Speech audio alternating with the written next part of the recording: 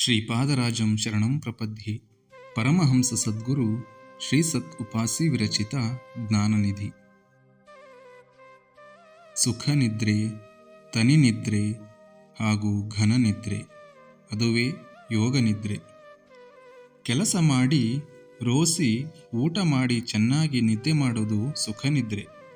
ಯಾವುದೇ ಆಸೆ ಆಕಾಂಕ್ಷೆಗಳಿರದೆ ಶಾಂತಿಯಿಂದ ಮಲಗಿ ಯಾವುದೇ ಕನಸು ಕಾಣದೆ ಬೆಳಿಗ್ಗೆ ಎದ್ದಾಗ ಆನಂದದಿಂದ ಇರೋದು ತನು ನಿದ್ರೆ.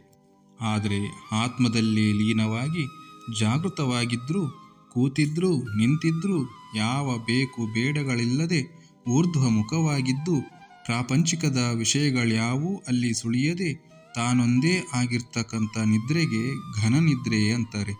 ಅದೇ ಯೋಗ ನಿದ್ರೆ. ಎಲ್ಲರೂ ತಲುಪಬೇಕಾಗಿರೋದು ಆ ಸ್ಥಿತಿಯನ್ನೇ. ಆ ಸ್ಥಿತಿಯಲ್ಲಿದ್ದಾಗ ನಾನು ಆನಂದವಾಗಿದ್ದೀನಿ ಅಂತ ಅನ್ನಿಸೋದಕ್ಕೆ ಎರಡೂ ಇರೋದಿಲ್ಲ.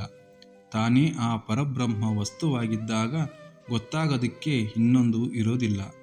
ಆ ನಿದ್ರೆಯಲ್ಲಿ ಮುಳುಗಿದ ಮೇಲೆ ಮತ್ತೆ ಅವರು ಲೌಕಿಕ ಚಟುವಟಿಕೆಗಳಿಗೆ ಸ್ಪಂದಿಸಕ್ಕೆ ಎಷ್ಟೋ ಸಮಯ ಬೇಕಾಗುತ್ತದೆ.